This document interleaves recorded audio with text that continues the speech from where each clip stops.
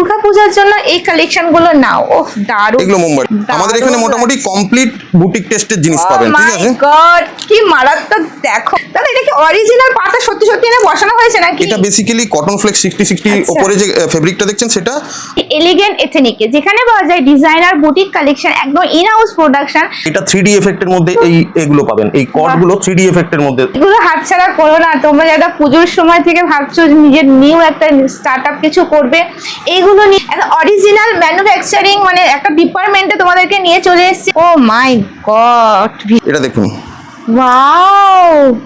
এটা একটা imported net দেওয়া আছে, এর উপরে কিন্তু এগুলো কিন্তু উপর দিয়ে স্টিচ করা নয়, ঠিক? এবছর পুজোয় ধামাকা কালেকশন নিয়ে চলে এসেছে। পিঙ্কের সাথে হোয়াইট ফ্লাওয়ার আছে, ব্ল্যাকের সাথে হোয়াইট ফ্লাওয়ার, টেল ব্লুর সাথে হোয়াইট ফ্লাওয়ার। সুতোর কাজ করা। হ্যাঁ হ্যাঁ, এটা হাতেই করা, মেশিন ওয়ার্ক না।